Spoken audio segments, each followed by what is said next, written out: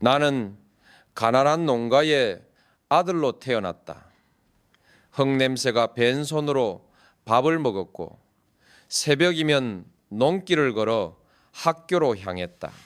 세상은 불공평했고 가진 것 없는 이들은 늘 조용히 참으며 살아야 했다.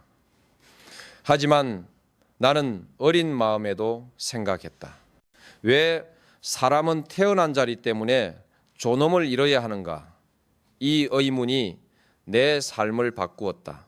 나는 서울의 화려한 대학을 나오지 않았다. 그러나 배움에 대한 갈증만큼은 누구보다 컸다. 책으로 세상을 배웠고 사람들 속에서 인생을 배웠다. 사법고시에 합격했을 때 나는 부끄러웠다. 나 혼자 잘 된다고 세상이 변하지 않기 때문이다. 그래서 법정에서 약한 사람의 편에 섰다. 권력의 언어가 아닌 양심의 언어로 싸우고 싶었다. 변호사 시절 나는 노동자들의 눈물을 가까이에서 보았다. 그들의 거친 손을 잡으며 깨달았다. 리더십은 명령이 아니라 공감에서 시작된다는 것. 사람의 마음을 움직이는 힘은 말이 아니라 진심이라는 것을. 그때부터 나는 리더란 앞에 서는 사람이 아니라 함께 걷는 사람이라고 믿었다. 정치에 들어온 것도 그 연장선이었다. 처음 국회의원에 출마했을 때 나는 패배를 거듭했다. 지역주의의 벽은 높았고 나는 번번이 낙선했다. 사람들은 나에게 말했다. 그만두라. 현실을 보라. 그러나 나는 물러서지 않았다. 정치가 권력의 놀이가 아니라 정의를 실현하는 일이라 믿었기 때문이다. 실패 속에서 나는 배웠다. 진짜 리더는 승리로 평가받지 않는다. 포기하지 않는 용기로 기억된다. 대통령이 되고 나서도 나는 늘 불안했다.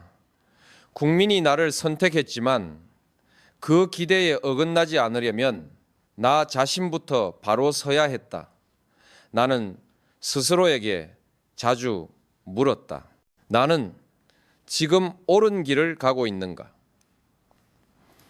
리더란 완벽한 존재가 아니라 끊임없이 자신을 성찰하는 사람이다. 내가 내린 모든 결정 뒤에는 수많은 밤의 고민과 두려움이 있었다. 그러나 원칙만큼은 타협하지 않았다. 나는 권력을 두려워했다. 그것은 나의 것이 아니었기 때문이다. 권력은 국민이 잠시 맡긴 것이다. 그래서 언제나 국민 앞에서 겸손해야 했다. 대통령이 국민 위에 군림하는 순간 그 나라는 병든다.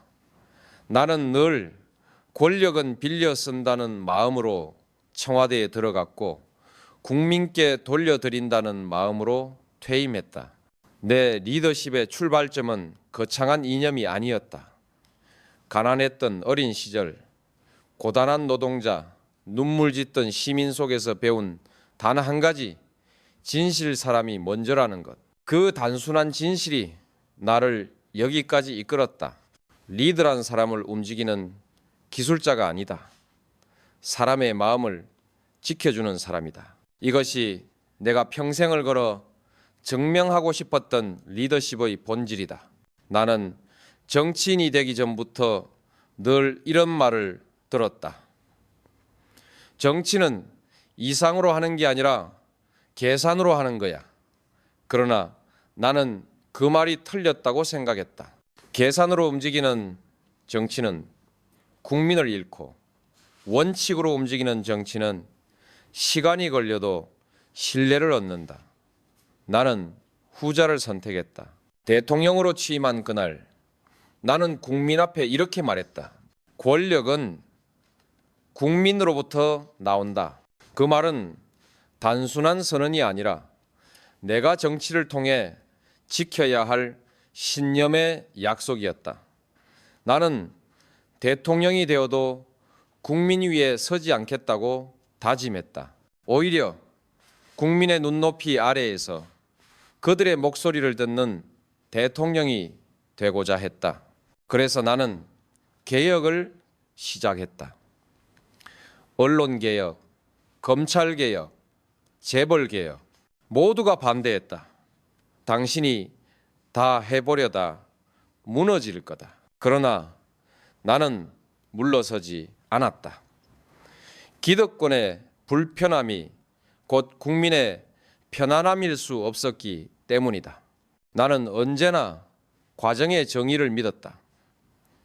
결과가 나를 지켜주는 것이 아니라 정당한 과정이 나를 지켜준다고 믿었다. 그 길은 쉽지 않았다. 고립되기도 했고 비난도 쏟아졌다. 언론은 나를 고집센 대통령이라 불렀다. 하지만 나는 그 고집이 옳다고 생각했다.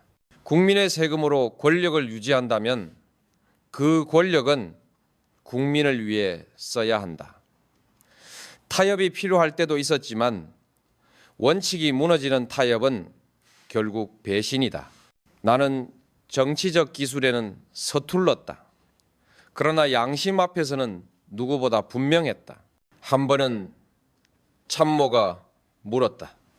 대통령님, 이렇게 고집하다가는 여당도 돌아서겠습니다. 나는 대답했다.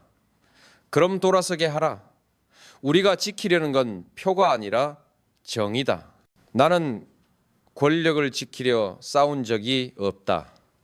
다만 정의와 신뢰를 잃지 않으려 싸웠다. 대통령의 자리는 국민이 잠시 맡겨준 자리일 뿐 거기 앉아 있는 사람이 세상을 바꾸는 것이 아니라 국민이 함께 만들어가는 것이다.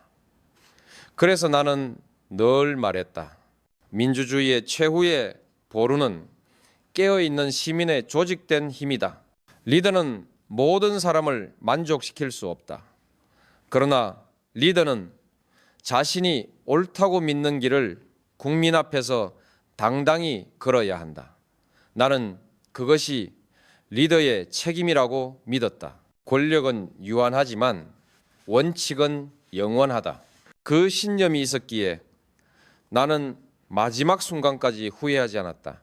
대통령이 된 뒤 나는 청와대를 명령의 공간이 아니라 토론의 공간으로 바꾸고 싶었다. 권력은 소수의 손에 쥐어질 때 부패하고 모두의 손에 나뉘어질 때 투명해진다고 믿었다. 그래서 나는 회의 때마다 참모들에게 말했다.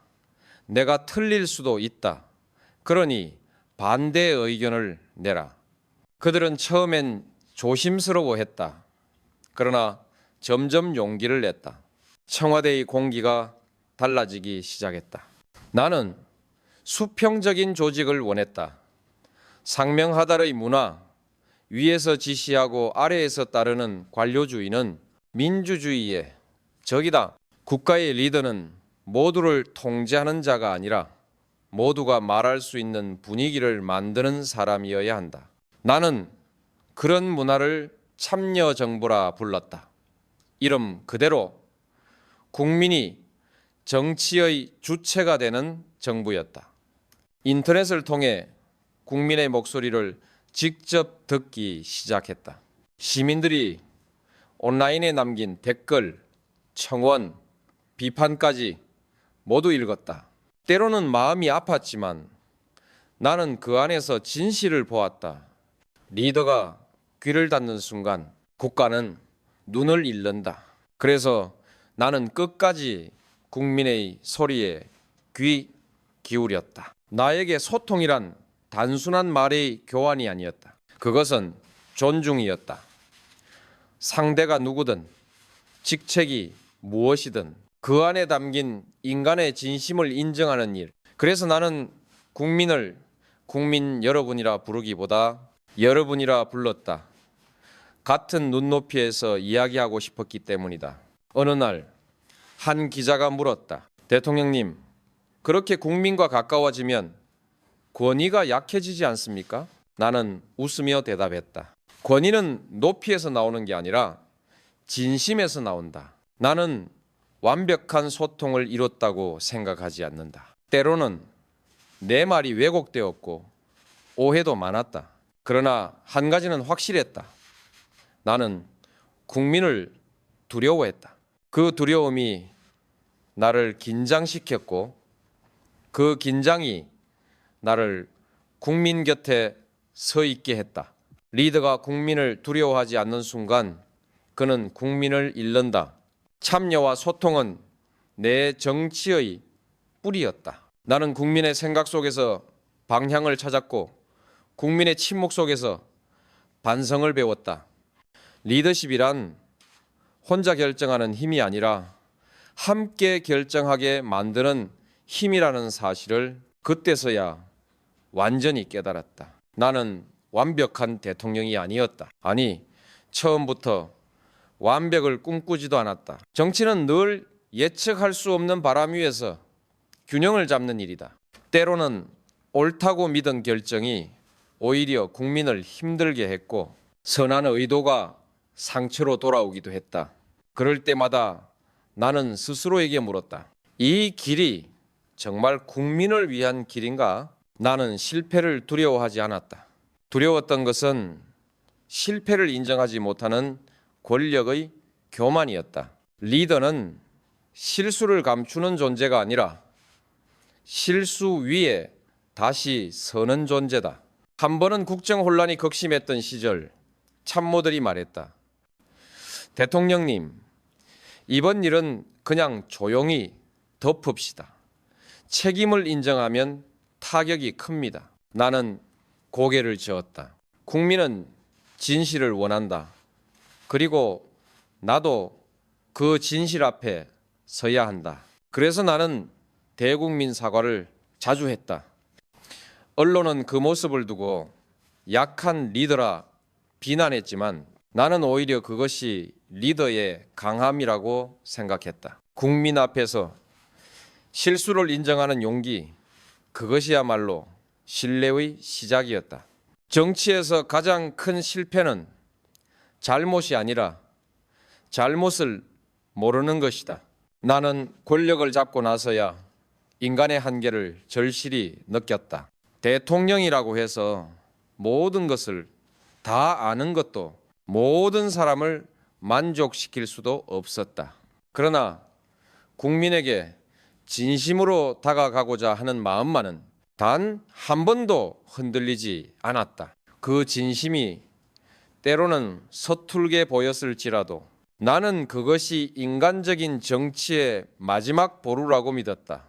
퇴임을 앞두고 참모가 내게 물었다.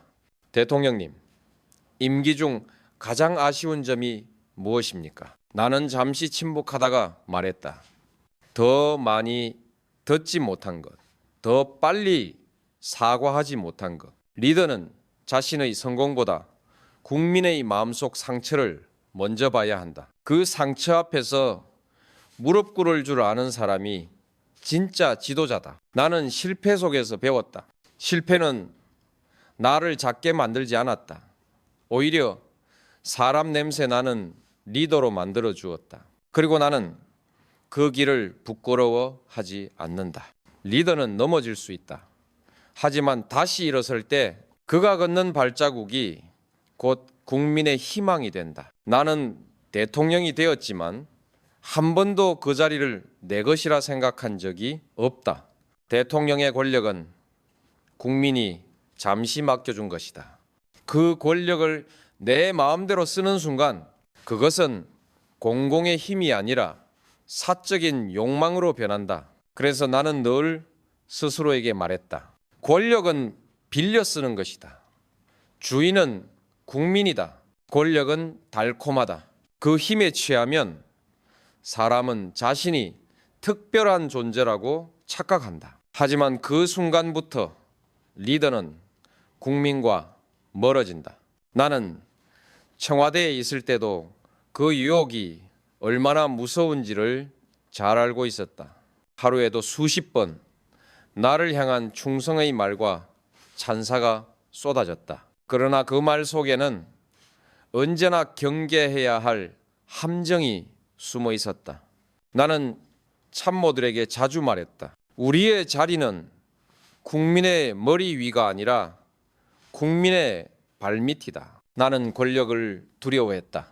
그것은 국민의 삶을 바꾸는 힘이자 동시에 국민을 다치게 할 수 있는 칼날이었기 때문이다.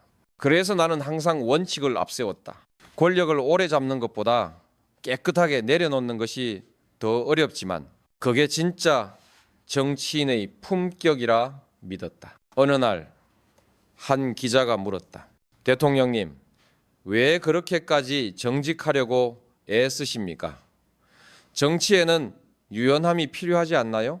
나는 대답했다. 정치는 유연해야 하지만 양심은 흔들리면 안 됩니다. 리더가 한 번의 타협으로 양심을 잃으면 그 다음부터는 원칙이 무너진다. 그때부터 권력은 국민의 것이 아니라 자기의 것이 되어버린다. 나는 권력을 책임으로 생각했다. 그 책임은 권한보다 무겁고 명예보다 고독하다. 결정의 순간마다 나는 스스로를 돌아보았다. 이 결정이 나를 위한가, 국민을 위한가? 그 질문을 잃지 않으려 노력했다. 때로는 그 정직함 때문에 외로웠지만 나는 그 외로움이 두렵지 않았다. 퇴임 후 고향으로 돌아왔을 때 나는 처음으로 편안하게 하늘을 올려다봤다. 비로소 권력을 내려놓은 인간 노무현으로 돌아온 것이다. 그때 느꼈다. 권력은 빌렸을 때보다 내려놓을 때 진짜 자신의 것이 된다. 나는 지금도 믿는다. 진정한 리더는 권력을 쥐는 사람이 아니라 그 권력을 국민에게 돌려주는 사람이다. 그것이 내가 평생 지키려 했던 정치의 윤리였다. 사람들은 종종 리더십을 강한 카리스마라고 말한다. 그러나 내가 생각하는 진짜 카리스마는 목소리를 높이거나 권위를 세우는 데 있지 않았다. 진심이 전해질 때 사람은 스스로 따라온다. 나는 그 믿음 하나로 사람을 이끌었다. 청와대에서 회의를 할 때면 나는 늘 이렇게 말했다. 여러분, 우리가 하는 일은 숫자나 보고서가 아니라 사람의 삶을 다루는 일입니다. 그 말에 참모들은 고개를 끄덕였고 그 순간 청와대는 단순한 행정의 공간이 아니라 인간의 온기가 있는 공간이 되었다. 나는 가끔 직원들에게 농담을 던지며 웃음을 유도했다. 오늘도 힘든가요? 그래도 국민은 더 힘듭니다. 그 말은 반 농담이었지만 반은 진심이었다. 리더가 웃을 수 있을 때 조직은 버틸 힘을 얻는다. 그러나 그 웃음은 가식이 아니라 공감에서 나온 웃음이어야 했다. 나는 대통령으로서 단호해야 할 때는 단호했다. 불의 앞에서는 결코 웃지 않았다. 누군가의 부당함이 드러나면 그가 누구이든 책임을 물었다. 사람 노무현은 따뜻했지만 대통령 노무현은 냉철했다. 사람들은 그 모순을 이해하지 못했다. 그러나 나는 그것이야말로 진짜 인간적인 리더십이라고 믿었다.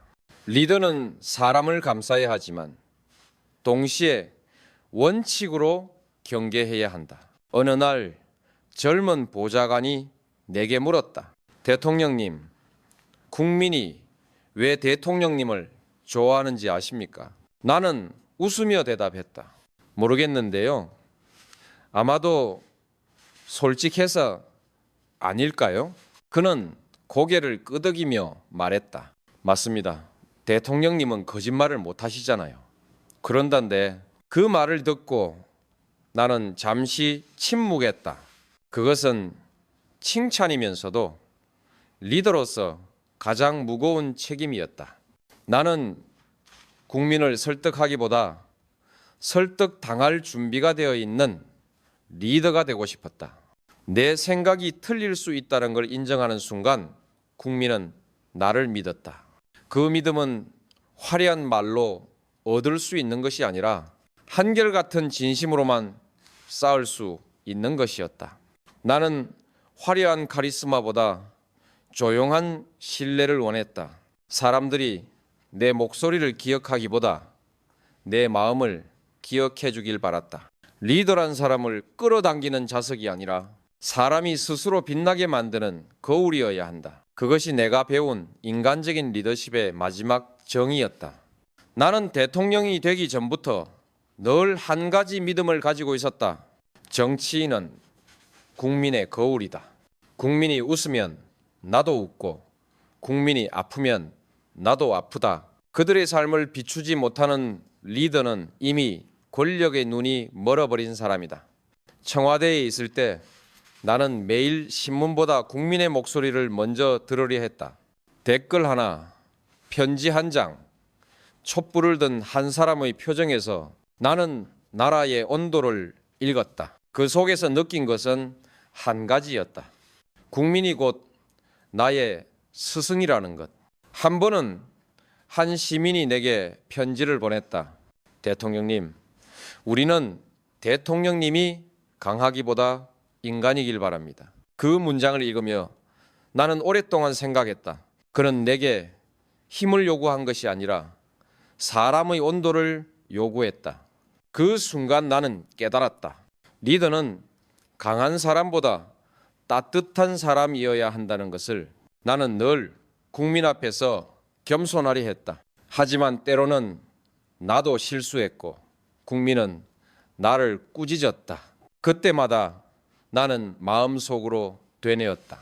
그래, 국민이 나를 꾸짖는 것은 미움이 아니라 기대다. 그 꾸짖음 속에는 사랑이 있었다. 그 사랑이 나를 다시 일으켰고 그 기대가 나를 바르게 세웠다. 퇴임 후 봉하마을로 돌아온 뒤에도 나는 여전히 국민을 보았다. 논두렁길을 걷는 농부의 땀, 아이를 안고 시장을 서성이는 어머니의 눈빛, 그 모든 것이 내 삶의 거울이었다. 나는 이제 더 이상 대통령이 아니었지만 국민이 내 안에서 사라진 적은 단 한 번도 없었다. 어느 날 한 방문객이 물었다. 대통령님, 이제 정치와는 완전히 멀어지신 건가요? 나는 미소를 지으며 말했다. 나는 정치인이 아니라 여전히 국민의 한 사람입니다. 국민이 내 안에 있고 내가 국민 안에 있습니다. 리더란 국민을 가르치는 존재가 아니라 국민을 통해 배우는 존재다. 국민은 나의 거울이었고 나의 나침반이었다. 그들이 없었다면 나는 방향을 잃었을 것이다. 그래서 나는 지금도 믿는다. 리더십의 근원은 국민이다. 리더가 국민을 잇는 순간 그 리더십은 이미 끝난다. 나는 평생 동안 단 한 가지 꿈을 꾸었다. 그것은 거창한 강대국도 부유한 나라의 지도자도 아니었다. 사람이 사람답게 사는 세상, 그 단순한 꿈이었다. 나는 그것을 사람 사는 세상이라 불렀다.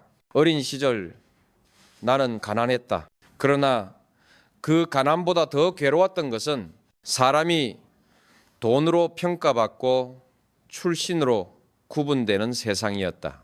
그래서 나는 마음속으로 다짐했다. 언젠가 힘을 가지게 된다면 사람이 먼저인 나라를 만들어야겠다. 대통령이 된 뒤 나는 그 약속을 잊지 않으려 애썼다. 정책의 숫자보다 국민의 얼굴을 먼저 떠올렸다. 나는 경제를 이야기할 때도 늘 물었다. 이 결정이 사람을 행복하게 만들 수 있는가? 나라가 부유해져도 국민의 마음이 병들면 그건 진짜 발전이 아니다. 그래서 나는 부의 크기보다 삶의 품격을 중시했다.